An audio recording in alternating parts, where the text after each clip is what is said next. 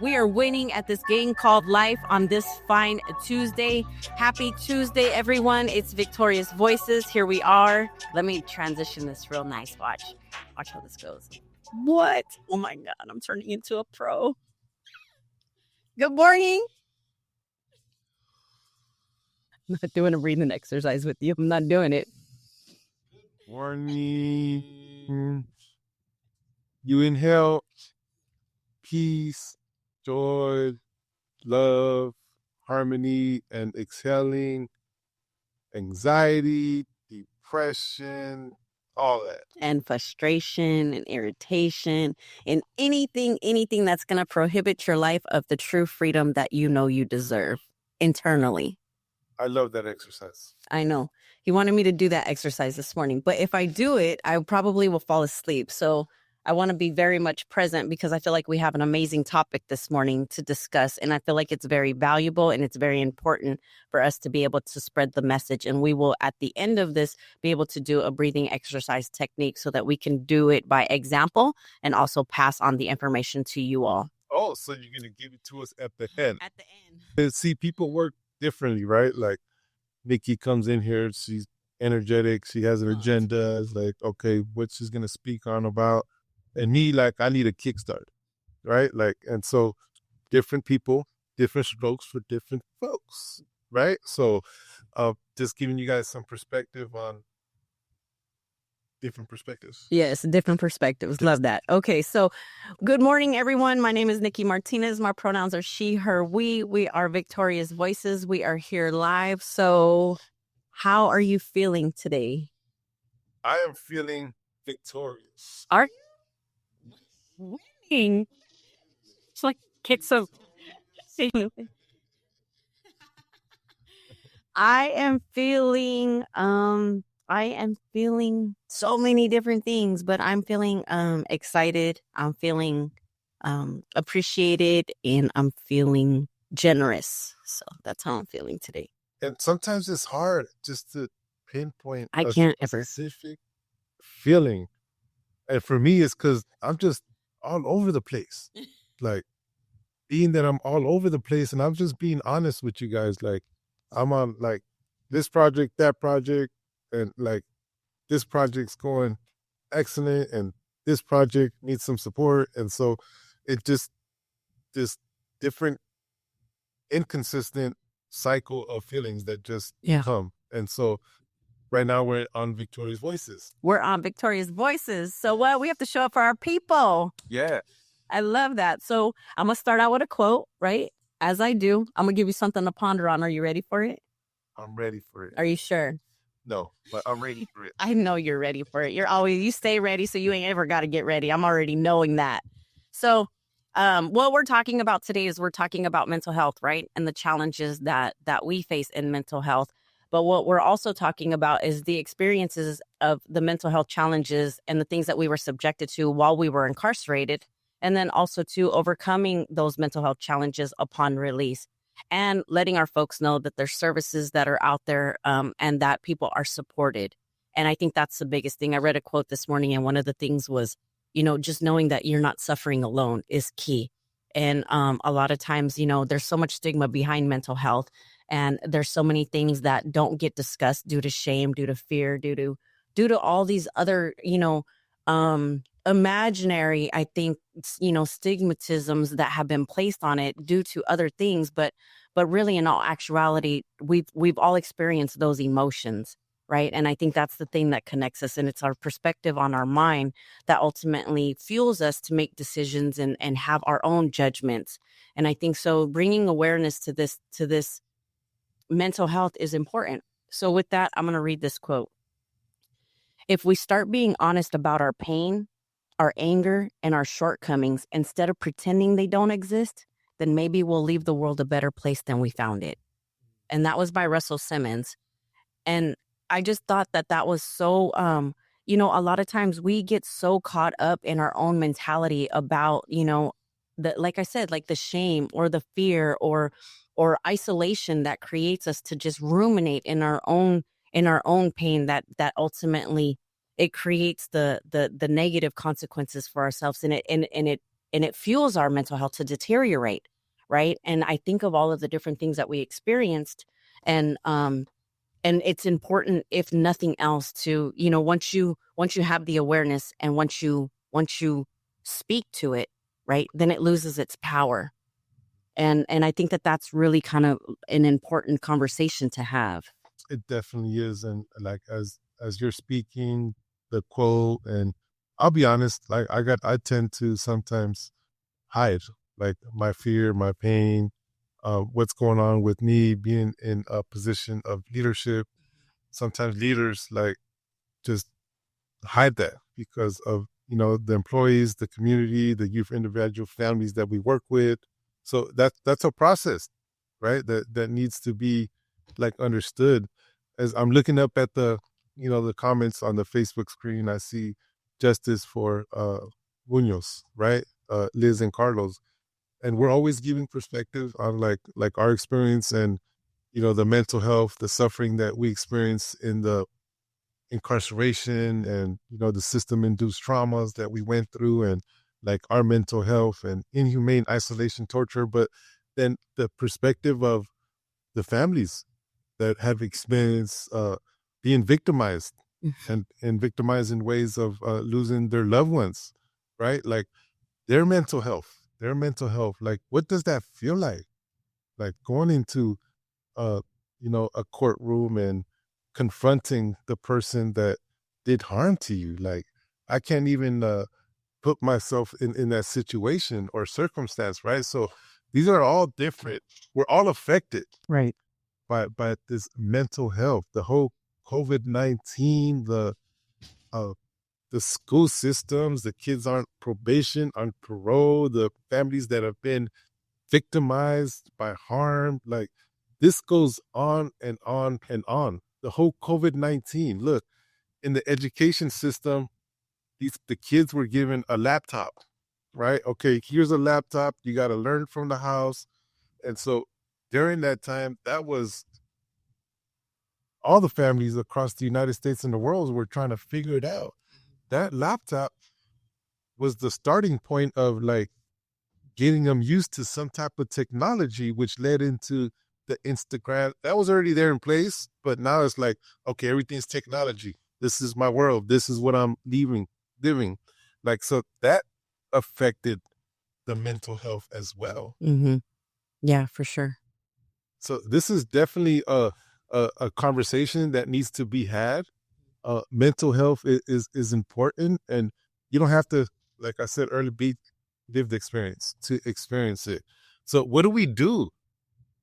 What do we do when we're experiencing these mental health challenges? I think the biggest thing that we do is we begin to normalize our challenges, and recognize them for what they are, and we change the narrative instead of making it appear that it's a negative thing. Instead, we need to normalize it, right? And normalize having that conversation so that we can get the accurate support or the accurate help, or put things into place that can help us take the next steps that could be maybe improve the quality of our mental health in some way, shape, or form. Um, and I think it's important. It's important for us to do that, no matter who we are or how we're functioning. Like you said, you made a valid point, right? You're in leadership, so the conversations with the people that you can have are limited. The people that you can have those conversations with are limited, but it doesn't mean that they're non-existent. And it's up to us to be able to realize, like, no, I do have so and so in my life. I can reach out to such and such. There is this support network here, and I can go there, and I know that I would feel safe there. And getting all of that out, it's the cleansing of the mind is important. And yeah, that's the how to. Hmm. Like, and there's different how tos. Like, I have a dog here next to me, my dog, my road dog, that I can come to and like on a like professional level, right? And like express myself and connect, like Yeah. maybe conversations that like I wouldn't have with no other employee or in position of youth empowerment, right? And so that's the support network for myself. I also have my wife Gabby that I like, right? She works with youth empowerment, but more on the relational side, that where I could connect with and express these feelings of fear and anxiety and uncertainty. And so then we have these amazing support groups, organizations out there in the community, Project Aware, uh, Survivor Speak. I'm just throwing different organizations that there's, you got to find that. Like, and we could name all these different ones, or it might just be that neighbor, or that one person that you really don't even have a shared lived experience with, but you made a connection with, right? Or it could even be a therapist. It could be a therapist, an individual therapist. It could be a family therapist. It's something that I highly recommend. I've done it in family therapy. I've done individual therapy. And when I went into my first therapy session, I had that mentality like, oh, what am I doing? Like, nah, I ain't going to express myself to this individual. Right. And so there's different forms of how to. What about on a like self-care perspective, like that works for your mental health? What's some coping skills that we could use? Because, you know, you guys are well aware of our story. Like, and I'm going to give you some examples for me when I was experienced inhumane isolation torture. Like, I could feel the anxiety, I could feel the anger, I could feel the depression. I would be in a cell 23 hours a day. And like I said, in past experience, there would be days, like there was only 8 of us in that pod altogether. So like what in a period of a month, right? 4, 5, 6 days out that month, you could feel the anxiety and the depression in the cells, in the pods. Why? Because not one person would speak a word, right? So when you're in a environment where there's people there and for a few days, not one person is speaking a word, that's a form of torture. That's a form of experiencing mental health, right? And so what were coping skills that I used, right? Reading, exercising, educating myself, dreaming, like just those were coping skills that I used. Like art, even though like I wasn't a good artist, like I would get patterns from magazines and just try to draw, right? And it would take my mind out of being in that place. On the outside world, what are some coping skills for myself? Coping skills is taking a jog, taking a walk. If you know me, like right here, all the employees have at least took one walk He punked with me. us. And, and our walk consists of right in front of Asia Business Center, El Cajon Boulevard, going behind me, taking a stroll, passing down Hoover, right? Because there's so much going on that like I just need to clear my head sometimes. So those are like examples of coping skills that work for me. I like to see the nature, the hike, the world, just the beach, things like that, like work for me. So going back to, I think the relevant part of it. So I want to kind of share this with y'all real quick, just because it kind of puts everything into perspective as far as the journey, right? And like Arthur said, you guys are pretty familiar. For you all that have been watching us faithfully, thank you so much for your genuine support and connecting with us on that level. Like, I appreciate that greatly. So just kind of put things into a little bit of perspective. So as of 2021, 38.5% of incarcerated individuals are Black and 30% are Hispanic. So thinking about that, right? So the American Psychological Association estimated that between 10 to 25% of incarcerated individuals have serious mental illnesses, such as schizophrenia, right? So for me, I always believe that incarceration is definitely not a solution, especially for folks that are experiencing mental health situations, right, and challenges. So I was also reading another article from the Prison Policy Initiative that clearly stated that incarceration can trigger and worsen the symptoms of mental health illnesses. And those effects can last longer after someone leaves the prison gates. And I think that's the thing so that's where the post-incarceration syndrome comes in at, right? So me and Arthur have been able, as as well as so many other amazing human beings out here have been able to overcome and endure the prison industrial complex, right? And come out here and been able to reacclimate ourselves to society, get our footing about ourselves, and change that deteriorated gray matter of our brain that has experienced so many different levels of trauma, and been able to rebuild it due to the coping skills that we've been able to have, due to our praying mamas on their knees for 20 years, hoping and praying that, something great will come of all of the suffering that we've endured, right? The greatest part about all of that is that we have been able to come to a point to where we're making living amends on a daily. As he recognized, we understand that we are not the only people that are suffering. We understand that not only people that have experienced incarceration are the people that experience the most mental illness challenges, the most traumatic experiences. We completely understand that. However, from a subject matter expert lens and the lived experience lens that we function from, is recognizing that incarceration has definitely played a part and a toll on our mental health, right? And we have chose to raise to the challenge and do everything in our power so that we can be productive for ourselves, to have improve the quality of our lives, because we are in a position to where we deposit into lives of every human being that we come in contact with. And we find value in that. And we know how important that is to us. So the things that I kind of want y'all to consider from a lived experience lens, from people that are incarcerated, right? A lot of the prisons that are created are in desolate areas, which creates depression and despair and limited visitation and lack of family reunification, and not having the opportunities to spend those times in the visiting rooms with their parents, with their children, with their loved ones, right? Also, too, functioning from a state of hypervigilance and survival 24 hours a day. 28/9 is how we're functioning. We live in such a hypervigilant state that ultimately it affects our central nervous system and the way that we see and function from our mind. The other thing is we're stripped of purpose. And I was reading something, I don't know if you guys are familiar with the man's meaning of a man's search for meaning. And it was talking about, when you have a purpose, man, you can function on nothing. You can have no means at all whatsoever, but that means to purpose to get you to survive. And I think the inhumane treatment that we experienced and the cruel conditions that we experienced, I think that we ultimately tapped into something that allowed us to believe that there was some type of purpose for our world.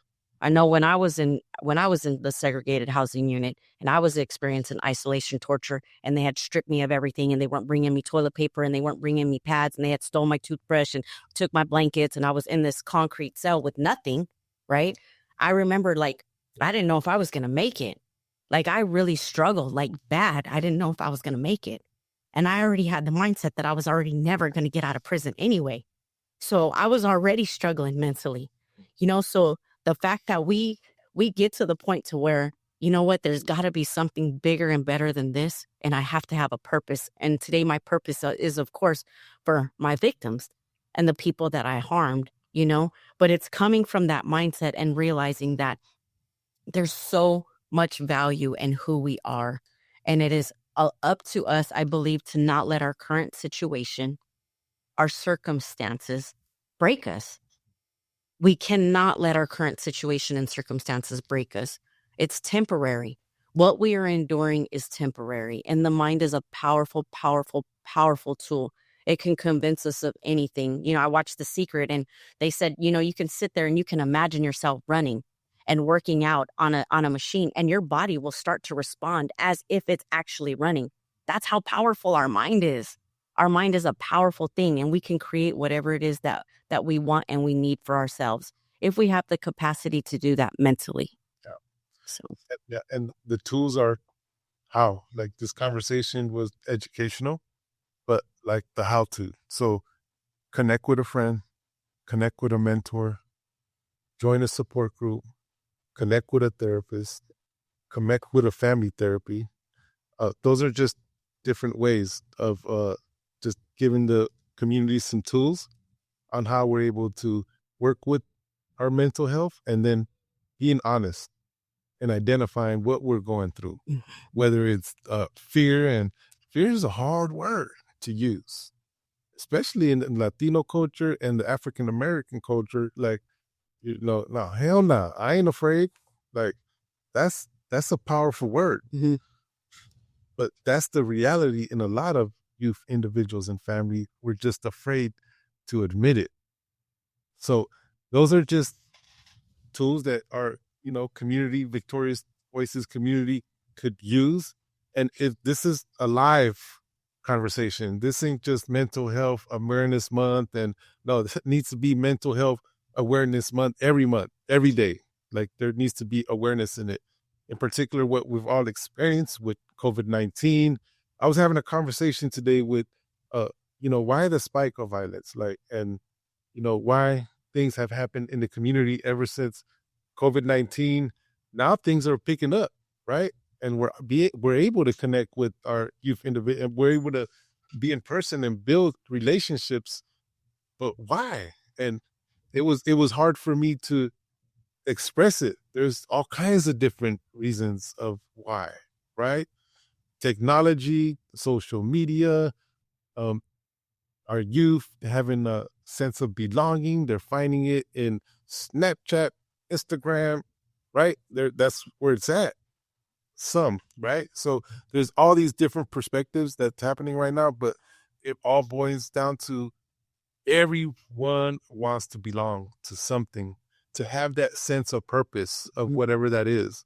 We've found our sense of purpose. What is your sense of purpose? What gives you that motivation, that drive, that passion to be a part of something, to volunteer, to connect, to work with somebody, to whatever that might be? So just giving the community some perspective on what we can do as a community to bring healing to mental health. Yeah. Yep. So we only have a couple minutes left. Thank you all very much for joining us. I want to just remind everybody that our Heal event from Trauma to Triumph is June 4th from 6:30 to 11. So you can still get your tickets now. They're online. Definitely. We would love for you all to just bless us with your presence, to come celebrate. It's going to be an amazing evening. We're super excited about it. So hope that you're able to get your tickets. We also wanted to let you all know that we will not be here for the next 2 weeks. We're not going to be returning until after our event. We have a lot of things that we're trying to put into place so that we can have an amazing evening. So we won't be back until June 7th for Victorious Voices, and that will be after our event. Did you have anything else you wanted to say? We won't be here for Victorious Voices, but we will be going live, connecting with y'all. So because they let me tell you, they put him on live restriction, and he doesn't know how to. He doesn't even know how to function on being. I'm breaking all that. Like, I'm just going rogue, and we're going all the way live, baby. Okay, all right. So we're gonna do a breathing exercise real quick because that's what we said we were gonna do. You ready? You're gonna lead it this time. I have faith in you. Oh, ready? Okay. Okay, so we're gonna inhale, and when we inhale, we're gonna inhale peace, love, joy, and happiness. So this is an example. Inhale. When I say exhale, we're going to exhale anxiety, depression, fear, and all them ugly feelings, okay? So we're going to inhale peace, love, and joy. Inhale.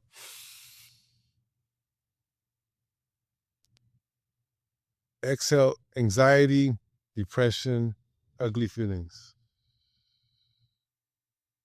Inhale peace, love, joy. Exhale anger, frustration, anxiety. Last time. Inhale peace, love, and joy.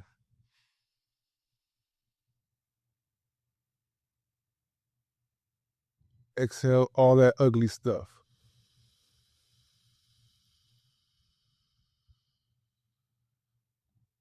Woo! I love that. Get rid of all that ugly stuff. You don't need it. You don't need it. That works for me, y'all. All right. Y'all have a wonderful, wonderful week. Do something good for yourselves. Thank you so much for just being the family that you are and the support networks that you guys have been for us. We appreciate y'all so much. Thank you. Thank you.